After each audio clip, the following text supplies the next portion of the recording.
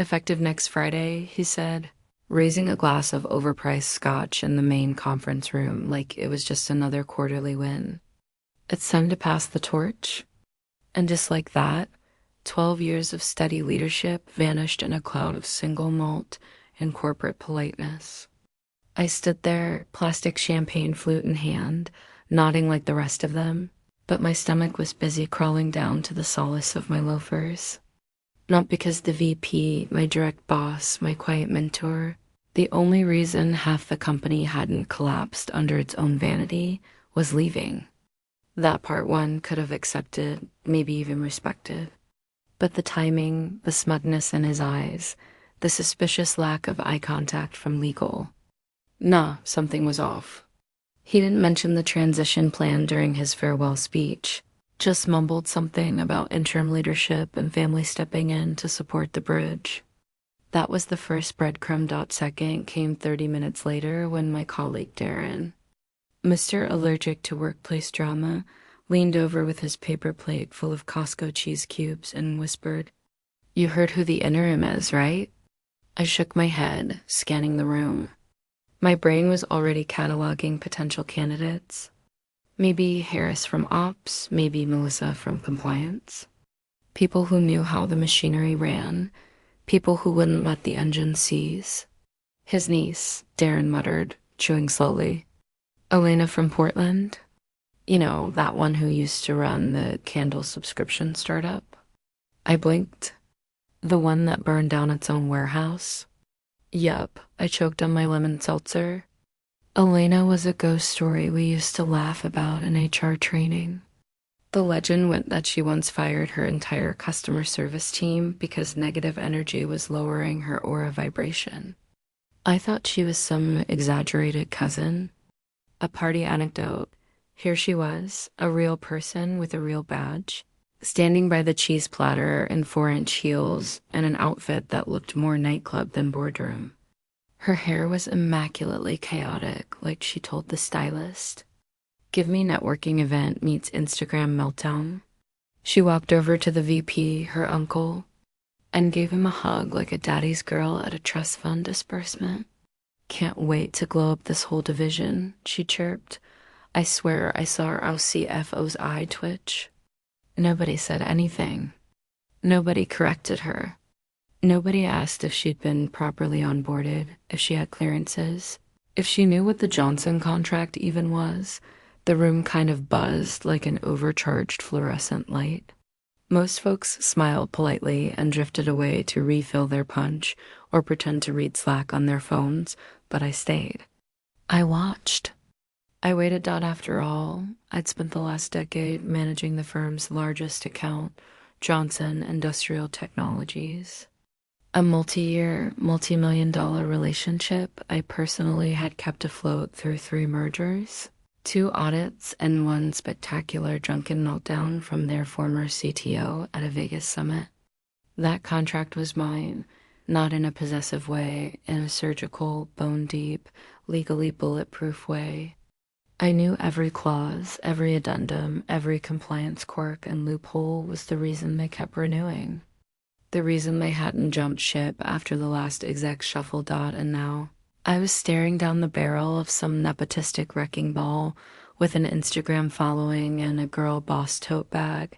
The VP, soon-to-be ex, walked over, glass half empty, and gave me that tired, sad smile men like him use when they're about to throw someone overboard for the greater good. She's got fire, he said, nodding toward his niece. Might shake things up. Good for morale. I said nothing, just smiled back. My spine stiffened. My fingers itched. I could feel the folder already buried in the shared drive behind innocuous names like Q2 Final, Notes, and Exactcom Archive. The one I had prepared months ago when the whispers of leadership transition first started. Inside it was an unsigned amendment, fully drafted, fully compliant, and sitting in legal limbo, ready to activate if necessary. Clause 14.2b, 2b, gave signatory power over all contract amendments and renewals. to a designated custodian in the event of internal leadership flux or interim ambiguity. It was meant as a safeguard, a patch, something we'd slipped in during the last Johnson renewal while everyone else was. Distracted by Q4 budgets and broken espresso machines, the placeholder name, mine. Not that anyone had noticed, not that anyone had read it all the way through so I stood there listening to the niece talk about vision boarding client synergy while stabbing mini meatballs with a toothpick. And I waited, because if I've learned anything in corporate America, it's that real power doesn't scream. It signs quietly, and it waits. She blew in Monday morning like a tropical storm that only knocks over the useful things. Elena, the niece, walking vision board in heels that looked medically unsafe. Her entrance wasn't subtle. It was weaponized. She showed up late, iced latte in one hand, Louis Vuitton bag slung over one shoulder like she just power walked out of a failed TikTok brand deal. She was mid-phone call, probably fake, loudly discussing a rebrand strategy and vulnerability funnels. I swear to God, she used the word pivot 5 times before she even made it past the front desk. People smiled at her like you'd smile at a bear that wandered into a wedding.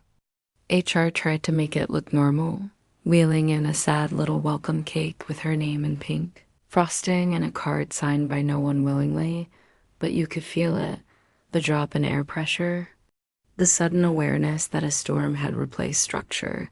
She took the corner office, not asked, it took.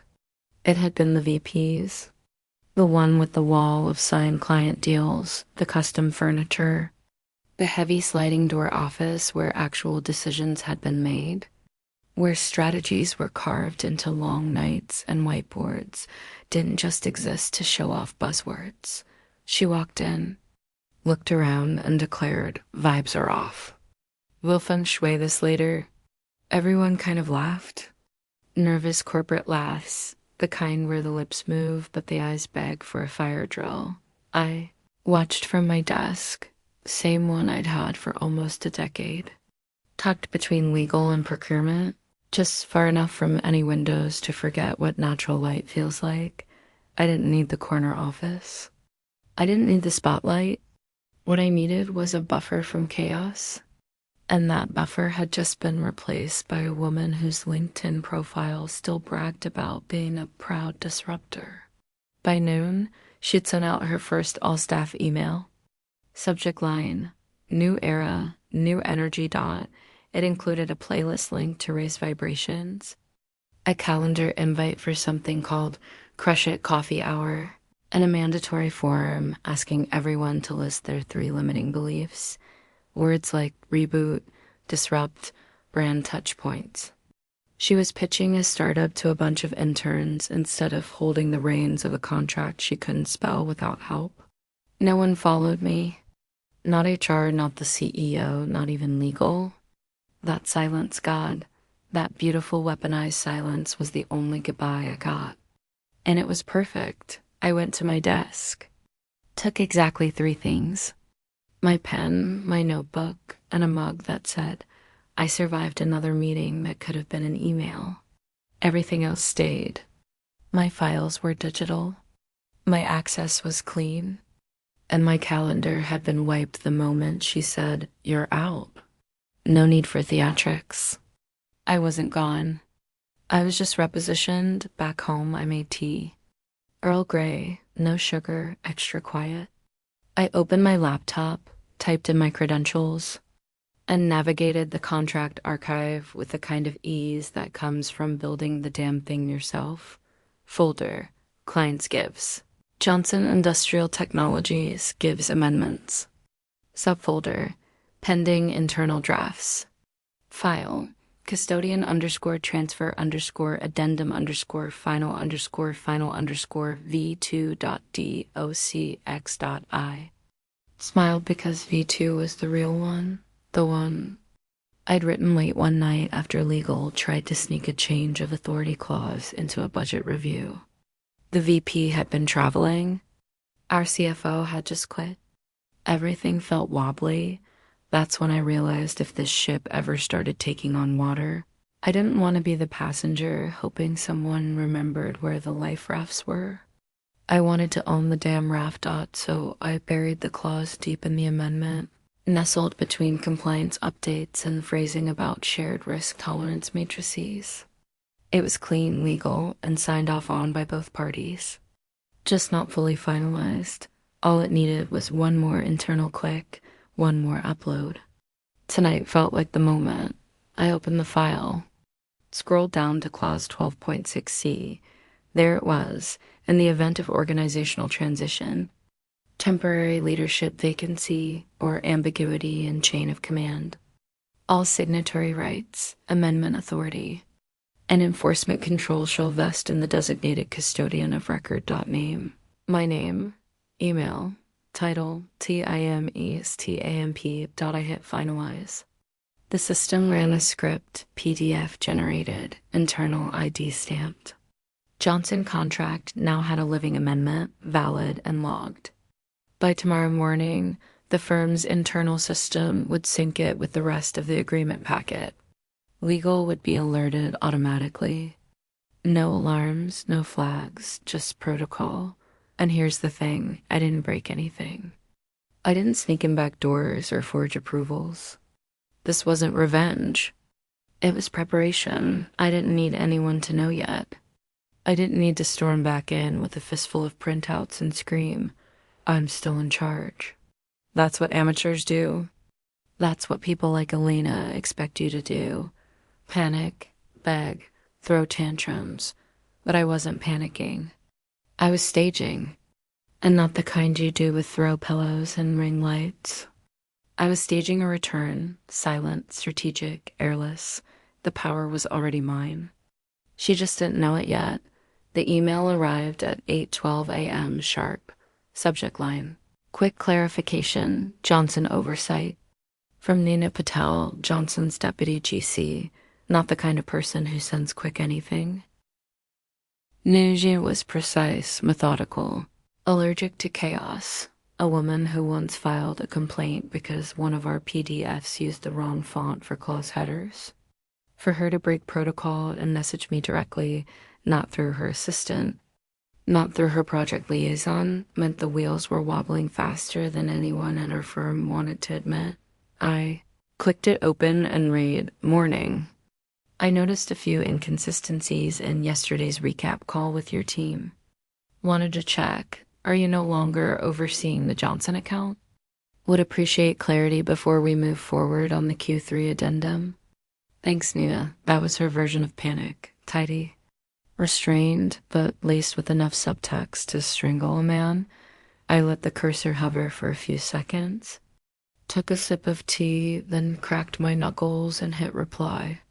No emotion, no gloating, just structure. Hi, Nina. Appreciate you reaching out. Yes, I've transitioned from the day-to-day calls, but remain contractually attached to the Johnson account under Amendment Clause 12.6c, which was finalized internally on Thursday and is attached here for reference. All compliance, oversight, signatory rights, and amendment authority remain under my designation as custodian of record per the signed renewal. Please let me know if you'd like to schedule a separate compliance touchpoint next week. Best, my name, custodian of record, Johnson IT. Account attachment, custodian _ transfer _ addendum _ final _ v2.pdf. CC none BCC. legal@ourfirm.com. I sat back and smiled because that was the moment I stopped playing defense. BCC wasn't just for record keeping. It was my silent alarm bell to legal, flagging that the Johnson team had noticed something was off, that they'd come looking for answers. And the answers weren't going to be found in Elena's sparkle decks and Canva slides. 2 minutes later, Nina replied, got it. Thanks for the clarity. We'll follow your lead on all formal updates moving forward. Regards, Nina.clean. Immediate. Not even a cursi CC to the niece. Omission said more than a 3-page memo ever could. 10 minutes after that, I got a ping from our internal compliance portal. Someone from legal had accessed the Johnson archive, pulled the amended contract, and downloaded it with full audit trail enabled. The log showed 3 names: our general counsel, the VP of risk, and Elena. That last one, she opened it 3 times. No edits, no replies, just views. I imagined her face as she read it, slow realization. The clause she'd never seen. My name etched into the legal stone of a document she thought she controlled. She probably thought it was a mistake, a leftover from before. But it wasn't. It was binding. And it was hers now, whether she liked it or not. By noon, whispers had started to filter through Slack. Someone in client relations messaged me privately. Hey, did Nina really bypass Elena on the new thing? She's fuming, asking who gave her your email. I didn't respond because no one gave Nina my email. She already had it. Always had. Because I wasn't just some admin she could replace. I was the anchor. The institutional memory. The person who remembered every late night revision, every clause we'd fought for, every comma that kept us out of litigation. The Johnson team didn't need a glittery PowerPoint. They needed stability, continuity, and above all, credibility. Elena had none. Now she had to pretend she wasn't scared of the woman she'd just kicked out of the room. Let her spin. Let her squirm. I'd already attached the string to her back. And soon she'd realize the harder she danced. The more it pulled out. By Monday, the air in the office felt different, thinner. Crackling with that static tension people pretend not to notice but feel in their fillings. Something was breaking. You could hear it in the way keyboards stopped clicking when Elena passed by. The way conversations shifted when she entered a room, voices dropping, eyes darting, feet repositioning like chess pieces caught mid-blunder. He showed up early. That's how I knew she was rattled. Elena didn't do early. But there she was at 8:01 a.m., stomping through the glass doors with a laptop tucked under one arm and a look on her face like she just learned glitter wasn't deductible.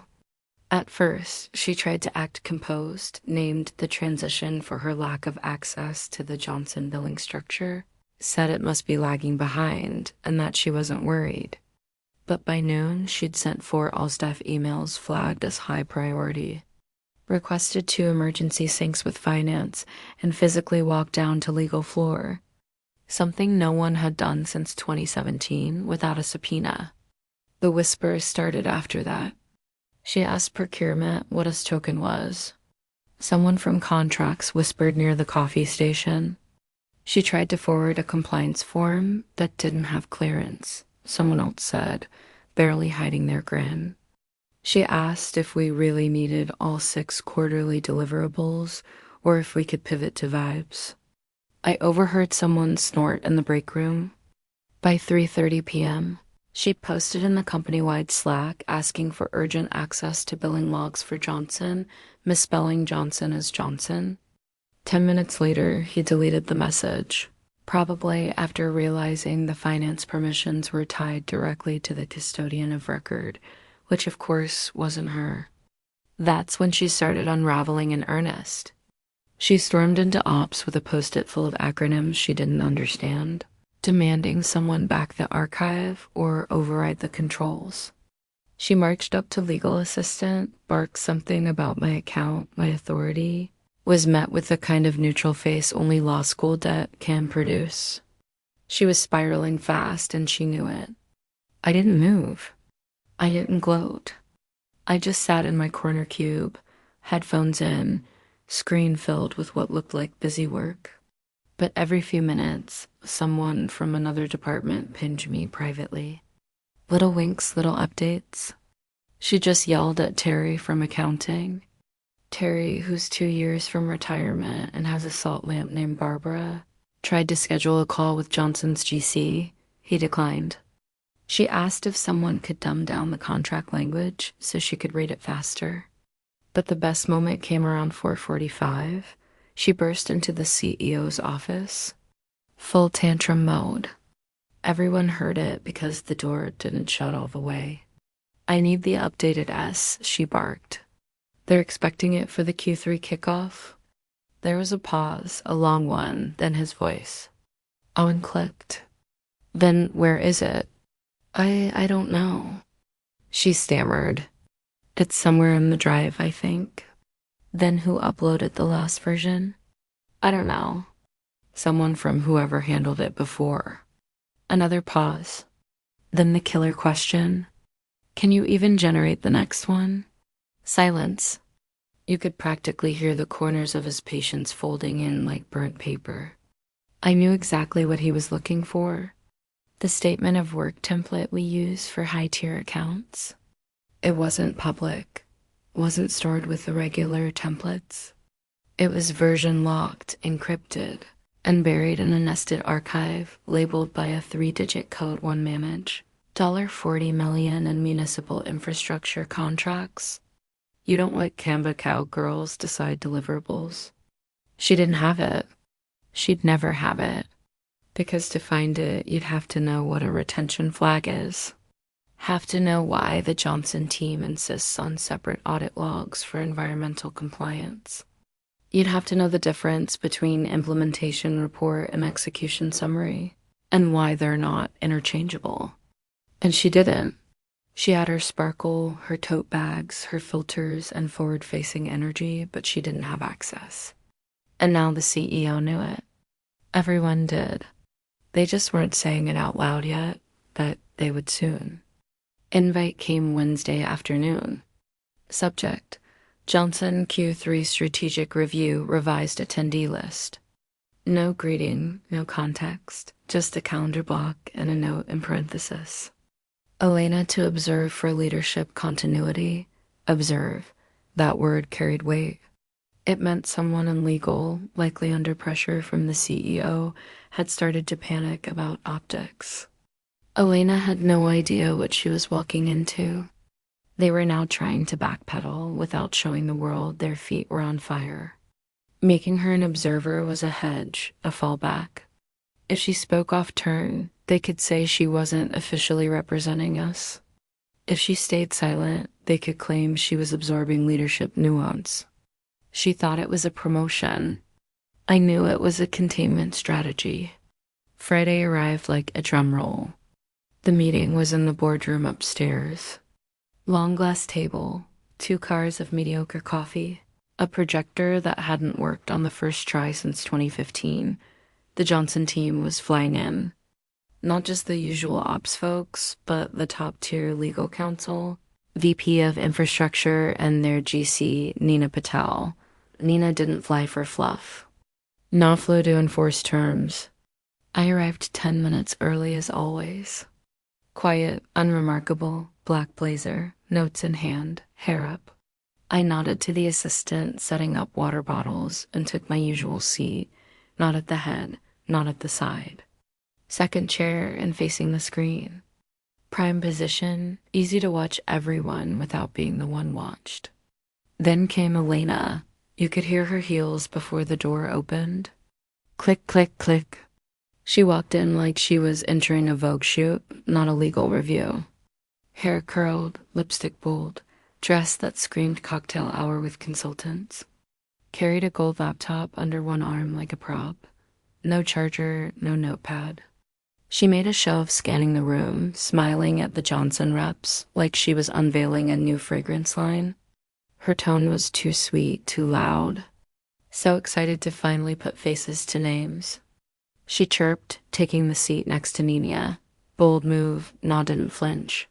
She just blinked slowly, like a lizard watching a smaller lizard do something profoundly stupid.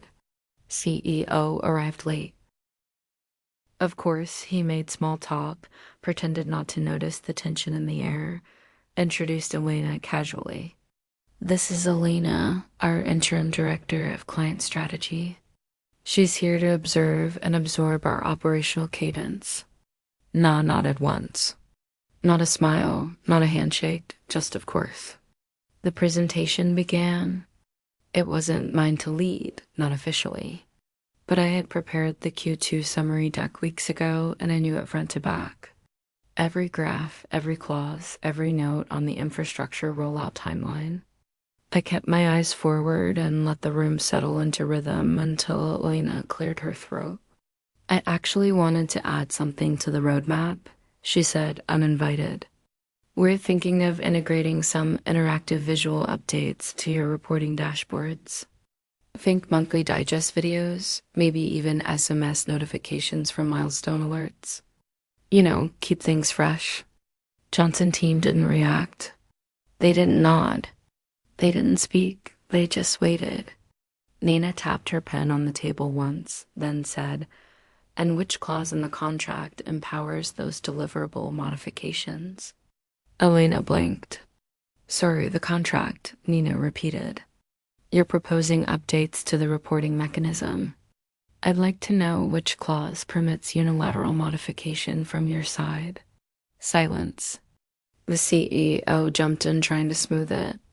"Circle back to that during Q&A. I'd prefer clarity now," Na said. Still calm, still stern. Her eyes didn't leave Elena's face. I sat still. No reaction, no rescue. This was the game. Elena glanced at me just for a second.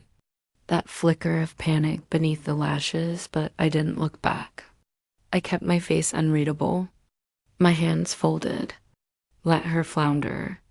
She smiled tight, forced, and said, "I believe it's in the MX. Clause 9, maybe?" "Clause 9 is definitions," Nina said without missing a beat.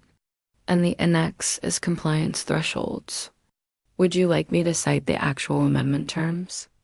The CEO interjected again, voice strained. "We can regroup internally," but Nina wasn't speaking to him anymore. She turned slowly, deliberately, and looked directly at me. "And your role now?" she asked, even though she already knew. I met her gaze. "I maintain the signatory oversight for Johnson," I said. Measured. No edge. She nodded once. That was it. The room felt like it had tilted an inch to the left. You could hear the HVAC humming. No one spoke. Not Elena, not the CEO, not even legal, who suddenly found something fascinating in their printed agendas. The meeting resumed, but the oxygen had changed. Elena shrank back in her seat, shoulders stiff, eyes on her untouched laptop. She didn't speak again, not once, not even during closing remarks. I just listened because the reckoning wasn't coming. It had already arrived. The next part of the meeting was hers, or so she thought. When the CEO turned to Elena and said, "You had a few slides you wanted to walk us through." I could feel the shift, a mix of curiosity, dread, and that squirming silence only found in boardrooms right before someone's career goes up in smoke. Elena sprang to life, like this was the moment she'd been waiting for. She stood up, smoothed her dress like she was about to accept a People's Choice Award, and clicked her laptop awake. Her first slide read, "John Johnson Q3, Q4 Roadmap Sparkles." The glow-up sparkles. I didn't look at Nina, but I felt the weight of her inhale. Quiet, sharp, Elena launched into her pitch like she was unveiling a new product at a marketing convention. Not standing in front of a room full of legal and infrastructure professionals responsible for $40 million worth of regulated utility contracts. She spoke in glitter. "Let's reimagine your deliverables, not just as goals, but as narratives," she said, clicking to a timeline that was off by 3 months. Key milestones had been shifted forward, compliance checkpoints renamed, and the Phase 3 environmental audit, the one we'd locked down with blood. Sweat and 6 conference calls was missing entirely. Instead, she'd added things like client experience syncs and brand sentiment surveys. Brand sentiment. The Johnson team sat still, frozen like jurors at the start of a guilty verdict. Elena kept going, unaware or unwilling to see the signals. "We also think it's time to stop treating this like a utility contract and start seeing it as a journey," she said, clicking to a slide of a mountain with a flag on top. Goal is to empower you to shine. Then Nina raised a hand. Where is the revised pipeline schedule? Elena blinked. Sorry. The physical infrastructure timeline, including staging, supply milestones, and third-party inspection audits. It's not here, Nina pressed. Elena clicked back 2 slides and said, that's part of our evolving framework. We're trying to unbundle rigid metrics to focus on more human-centered outcomes. More silence. Another question, this time from Johnson's VP of Infrastructure. Have the EPA benchmarks been shifted in this proposal? Elena nodded. Yes, we felt they were limiting innovation, so we've realigned our approach. Nina didn't blink. You unilaterally realigned federal benchmarks? Elena's smile flickered. We're authorized to make agile decisions under the Joint Innovation Clause. I felt my heartbeat go still. Not race, just pause. Like my entire nervous system held its breath because she'd just referenced a clause that didn't exist. The phrase joint innovation was from a marketing memo, not the actual contract. Nina calmly flipped open a binder. There's no such clause, nor are you listed on the formal signatory delegation. So I'll ask again, are you speaking with contractual authority right now? You could have heard a pin drop inside a snowstorm. Elena faltered. Well, I assumed I don't deal in assumptions, Nina said, her voice low. Final, only documented authority. Elena's eyes darted to the CEO, who looked suddenly fascinated by his coffee cup. She turned to me finally, a full-body pivot, like I was a life preserver tossed just out of reach. Can you clarify for them what we meant in the update? She asked too quickly, too thinly.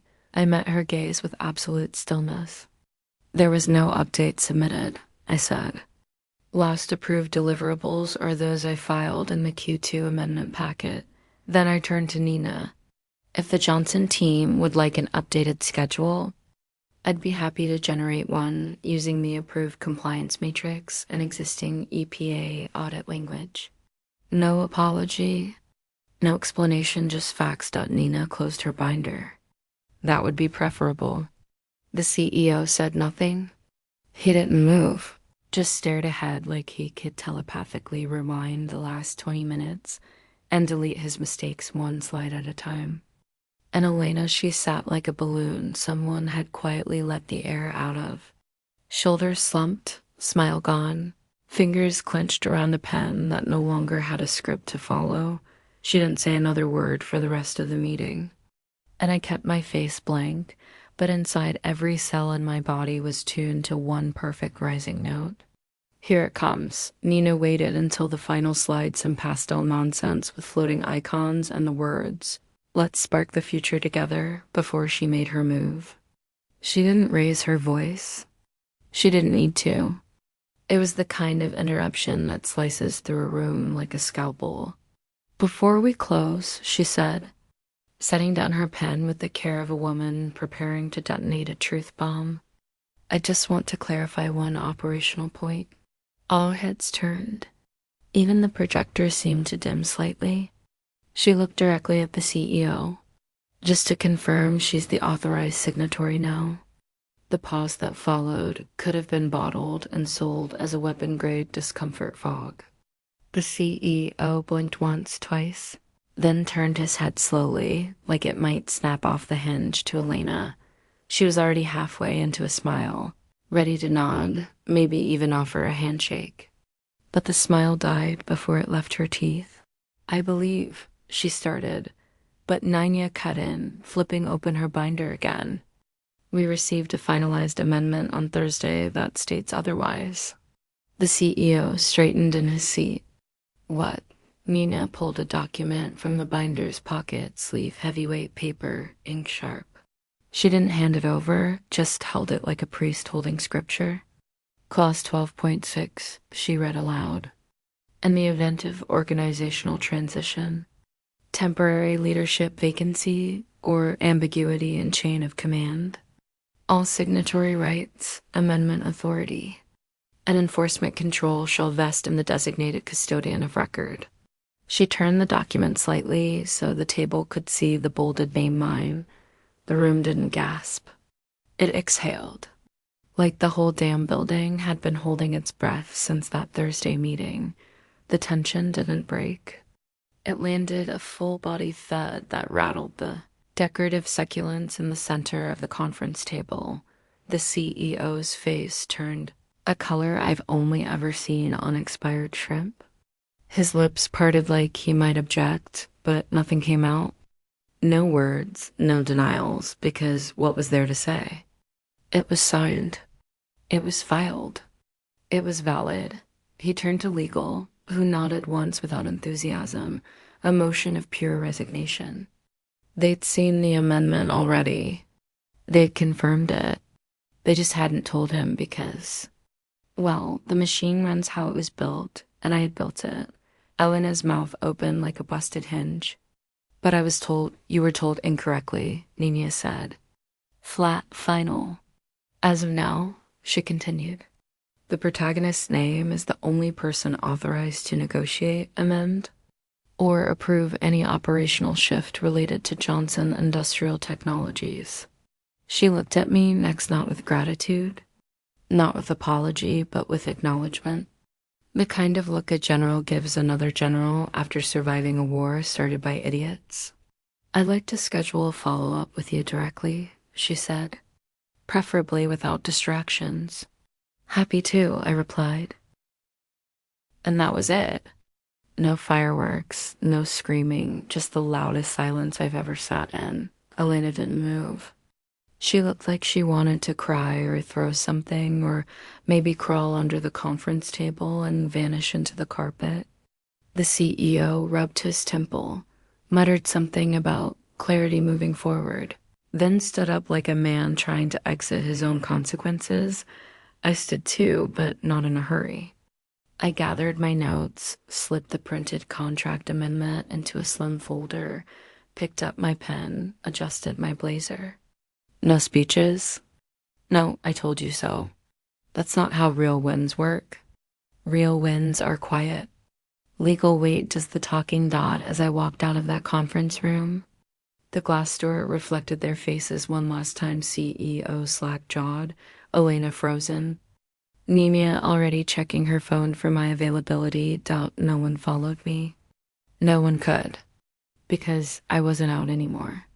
I was the gate, the key, the name on the line that mattered. And now they'd have to knock to get back in. Thanks for joining the fun, you office survivors. Subscribe for more switch flicking drama.